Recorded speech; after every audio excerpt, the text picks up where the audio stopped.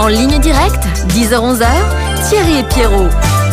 Oui, alors Pierrot a une copine à Saint-Omer qui a un restaurant sympa, Histoire 2, c'est Elle ça? voulait parler de chou-fleur, mais je dis qu'il était trop tard. Alors voilà, on va parler de polonais. Oui, alors bonjour madame.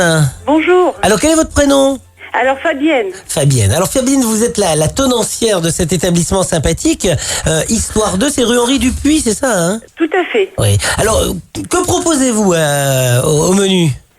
Alors, écoutez, nous, principalement, nous cuisinons les produits de la région, les choux-fleurs, les endives, tout ce qui se produit dans le Marais.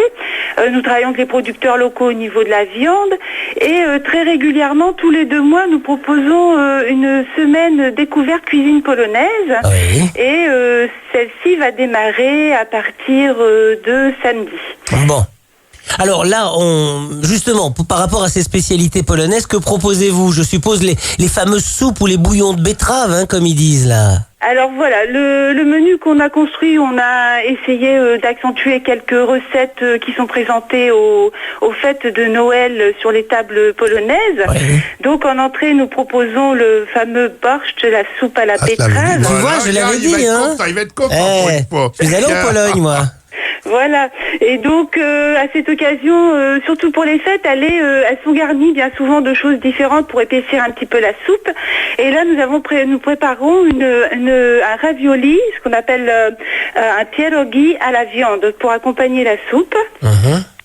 Donc voilà, pour le second plat, nous sommes partis sur une côtelette attendrie qui est panée, qui est un grand classique de la cuisine polonaise également, qui sera servie avec un petit accompagnant qu'on ne connaît pas trop bien en France, qui est le sarrasin, et qui sera préparé avec des champignons et de la crème. Et du chou rouge sûrement, Et non? du chou rouge.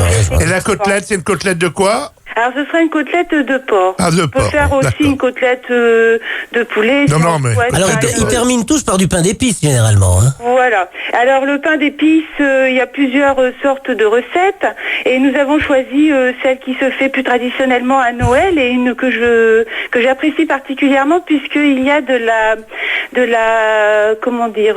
crème de pruneaux et également dans ce pain d'épices.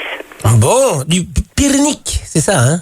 Piernik, Voilà, c'est ça. au Pierniki dans la région de Toruń. Mon chef d'orchestre est polonais, moi, je connais tout ça. Son chef d'orchestre est polonais, ça va. Voilà, donc nous proposons ce menu donc pour les fêtes, pour découvrir aussi un peu la cuisine et puis pour ceux qui connaissent déjà, c'est un petit peu un retour aux sources qui peuvent également se faire pendant cette semaine-là.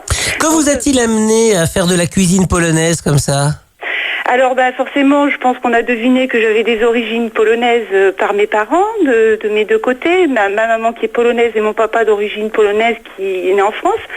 Et bien sûr, je suis allée passer toutes mes vacances en Pologne et de plus en plus à Saint-Omer, en sachant que je suis d'origine, les gens viennent me voir régulièrement et on a mis en place ces rendez-vous qui rencontrent de plus en plus de succès, aussi bien au niveau des personnes d'origine polonaise que les Français qui aimeraient bien découvrir quelque chose un peu plus exotique.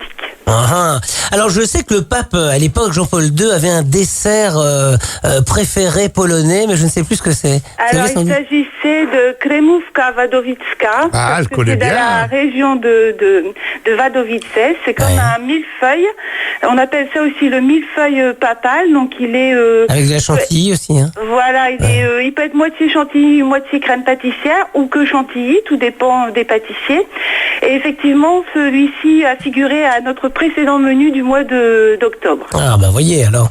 Bon, donc la Pologne, ça vous plaît bien. On mange chaud, on mange assez solide en Pologne quand même, hein. Tout à fait, puisque les gens pour travailler et puis pour le froid aussi, pour combattre le froid surtout l'hiver, ils avaient besoin de choses assez consistantes. À savoir que le petit déjeuner est assez copieux, le repas se prend un peu plus tardivement que chez nous, plus vers 15h. Oui. Et par contre, le souper, ça va être plutôt une collation. Oui, tout à Ça fait. sera assez léger. Par contre, on mange beaucoup de choux. On voit que on rattrape les pays de l'Est et on mange beaucoup de choux en Pologne, hein. Tout à fait, et ils sont préparés à chaque fois de façon différente. Différente, oui. Ah, donc ça peut être avec les pierogies au chou, ça peut être le bigos aussi, qui est un plat compoté avec des charcuteries fumées, qui est un des grands traditionnels de la cuisine polonaise.